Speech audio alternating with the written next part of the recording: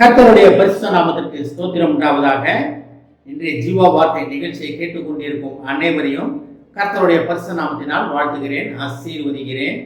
இன்றைய தீன தியானத்திற்கு தேவன் கொடுத்த வேத பகுதி, அது சங்கீத புஸ்தகம், அதில் 105ஆம் சங்கீதம், அதில் 2ஆம் வசனம். சங்கீதம் 105:2.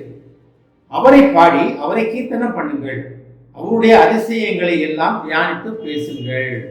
இன்றைய தினம் இதை கேட்டுக்கொண்டிருக்கும் தேவஜனமே, தியானித்து பேசுவதற்காக கர்த்தர் உங்களை அழைக்கிறார். தியானித்து பேசுவதா என்ன நல்லாவே தெரியும். தியானிப்பதுன்னா என்னன்னு தெரியும். வசனங்களை தியானிப்பது, காரியங்களை தியானிப்பது. ஆனால் இதில் என்ன சொல்லப்படுகிறது பாருங்க, அவருடைய அதிசயங்களை தியானித்து பேசுங்கள். நம்ம வாயிலிருந்து என்ன வார்த்தைகள் வருகிறது, நம்ம எதை நம்ம மனசுல மனப்பூர்வமாக யோசித்து கொண்டே இருக்கிறோம், நம்ம எதை நம்ம வெளியே சொல்லி கொண்டே இருக்கிறோம், தியானித்து எதை நம்ம வாய் பேசி கொண்டே இருக்கிறது.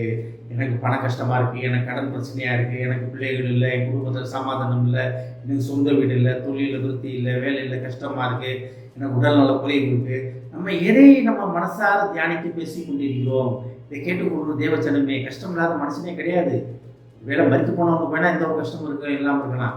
அதனால அவன் திருப்பி திருப்பி நாளில் அந்த பிரச்சனைகள் வேறு மாதிரி போகும்போது, அதனால் அதை பற்றி நம்ம தேவையில்லை, பேச தேவையில்லை. உயிரோடு இருக்கும் பொழுது நம்ம எதை தியானிக்கின்றோம், நம்ம மனது எதனால் நிறைந்திருக்கிறது, தேவன் செய்த அதிசயங்களால் நிறைந்திருக்கிறதா, தேவன் உயிர் கொடுத்திருக்கிறார், அவர் தயவு என்னை பாராட்டினது, அவர் கரம் என்னை பிடித்து நடத்தி கொண்டிருக்கிறது, அவர் வசனம் எனக்கு உயிர்ப்பித்து கொண்டிருக்கிறது, அவர் என்னை கிருபையாக மன்னித்திருக்கிறார், நான் பண்ண தவறுகளுக்கெல்லாம் தயவாக மன்னித்திருக்கிறார், என் போராட்டத்தின் மத்தியிலும் அவர் என்னை பொதுமனவர்கள் வழிநடத்தி கொண்டிருக்கிறார். நான் அதை தியானித்து கொண்டிருக்கிறோமா, இல்லை உலகத்தில் இருக்க போராட்டங்களே நம்ம சொல்லி கொண்டிருக்கிறோமா?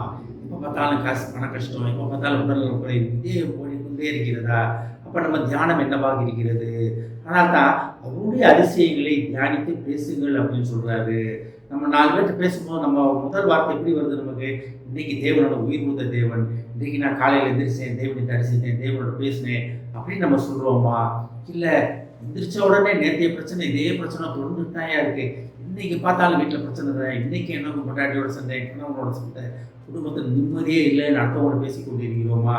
அப்போ நம்ம தியானம் எதை நோக்கி தியானித்து கொண்டிருக்கிறோம், எதை நோக்கி பேசி கொண்டிருக்கிறோம்? இதை கேட்டுக்கொண்ட தேவ பிள்ளைகளே, கர்த்தர் நம்ம வாழ்க்கையிலே செய்த அதிசயங்களை மட்டும் அடுத்தவங்களோட பேச வேண்டும். இந்த சத்ருவின் போராட்டத்தை பேசவே கூடாது. சத்ருவின் போராட்டத்தை பேசிக்கொண்டே இருந்தீங்கன்னா அவனை மேன்மைப்படுத்துவது.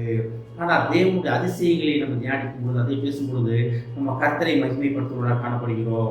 நம்ம அழைப்பின் நோக்கமே கர்த்தரை மகிமைப்படுத்துவதற்காக தான். உலகத்தின் அதிபதியை மகிமைப்படுத்துவது கிடையாது. வசனம் என்ன அழகாக ஆரம்பிப்பாருங்க, அவரை பாடி அவரை கீர்த்தனம் பண்ணுங்கள்.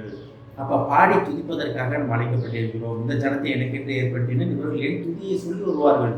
ஏசாயால பார்க்கணும். அப்போ தேவனை துதித்து கொண்டிருப்பது மட்டும்தான் நம்ம போராட்டங்களை உடைக்கும் ஒரு வல்லமையான போர் ஆயுதம். அது துதி இருக்கும் இடத்துல சாத்தான் இருக்க முடியாது. அப்போ நம்ம எதை தியானிக்கிறோம், எதை துதித்து கொண்டிருக்கிறோம்? நிறைய நேரத்தில் நம்ம அறியாமையே சொல்கிறோம், என்னங்க இந்த வருஷமாக போராடிக்கிட்டு இருக்கேன், இவ்வளோ நாளாக போராடிக்கிட்டு இருக்கேன், எனக்கு விடுதலே இல்லையே அப்படின்னு அடுத்தவங்களை சொல்லும்போது, தேவனை அறியாத ஜனத்தை போய் நீங்கள் சொல்லும்போது இது எப்படி ரியாக்ட் ஆகுமா? என்னமோ பெரிய கடவுள்ன்றாங்க, கர்த்தன்றாங்க, இயேசுன்றாங்க, பாரு அவங்களுக்கு இந்த போராட்டமா அப்படின்னு நாம் பூஷிக்கப்பட நம்ம இடம் கொடுக்குறோம். இதை நம்ம அறியாமல் செய்து கொண்டிருக்கிறோம். இதை கேட்டுக்கொண்டு தேவ பிள்ளைகளே, இனி உங்கள் தியானம் கர்த்தர் உங்கள் வாழ்க்கையிலே செய்த அதிசயங்களை மட்டுமே இருக்க வேண்டும். கர்த்தர் கொடுத்த கிருபை, கர்த்தர் கொடுத்த உடல் நலம், கர்த்தர் கொடுத்த வேலை, கர்த்தர் கொடுத்த மனைவி, பிள்ளைகள், வீடு, இதை பற்றி மட்டுமே தியானிப்பதற்காக கர்த்தர் என்ற தினம் உங்களை அழைக்கிறார். வசனத்தில் திருப்பி படிக்கிறேன் பாருங்க, அவரை பாடி அவரை கீர்த்தனம் பண்ணுங்கள், அவருடைய அதிசயங்களை எல்லாம் தியானித்து பேசுங்கள். இனி உங்கள் தியானம் எப்படி இருக்க போகிறது என்பதை நீங்களே தீர்மானித்துக் கொள்ளுங்கள். ஆமென். ஜெபிப்போம். எங்களை அதிகமாக நேசிக்கும் அன்பின் பரலோக பிதாவே, நீர் எங்கள் வாழ்க்கையிலே செய்த அடையாள அற்புதங்களை மட்டும் நாங்கள் தியானிப்பதற்காக, நீர் எங்களை அழைப்பதற்காக நன்றியாக. எங்கள் போராட்டங்களை, எங்கள் கஷ்டங்களை, எங்கள் நஷ்டங்களை அல்லப்பா, நீர் எங்கள் வாழ்க்கையிலே பாராட்டின அதிசயங்களை, அற்புதங்களை, அடையாளங்களை மட்டுமே நாங்கள் தியானிக்க நீர் எங்களை அழைப்பதற்காக நன்றியாக. இனி அதை மட்டுமே நாங்கள் தியானிப்போம் என்று, அதை பற்றி மட்டுமே நாங்கள் பேசுவோம் என்று முடிவெடுக்கிறோம். எடுத்த முடிவிலே நிலைத்து நிற்க எங்களுக்கு உதவும். அதை கேட்டுக்கொண்ட ஒவ்வொருவரையும் ஆசீர்வதிக்கிறோம் அப்பா. ஒவ்வொரு குடும்பத்தையும் ஆசீர்வதிக்கிறோம் அப்பா. குடும்பத்தில் உள்ள போராட்டங்கள் அனைத்தையும் அவர்கள் மேற்கொள்ளாமல், அதை பேசிக்கொண்டில்லாமல் நீர் அவள் குடும்பத்துக்கு கொடுத்த தயவு, கிருபை, இரக்கத்தை மட்டுமே அவர்கள் பேச உதவி செய்வானவரே. கணவன் மனைவி உங்களுக்கு தெரிகிறோம் அப்பா.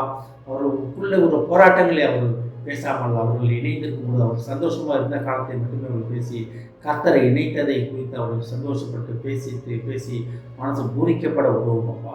ஏஸ்தாப்பே குடும்பத்தில் உள்ள போராட்டங்கள், சண்டைகள் அனைத்தையும் முட்டை தெரியும். கணவன் மனைவிக்குள்ளே சமாதானம், சந்தோஷம் மட்டுமே நிலவரும் அப்பா. ஏஸ்தாப்பே குடும்பத்தில் உள்ள ஒருவரையும் ஆசீர்வதிக்கும் அப்பா. இயேசுவின் மூலமாக கேட்கிறேன் நல்ல பிதாவே, ஆமென். கர்த்தர் உங்களை ஆசீர்வதிப்பாராக.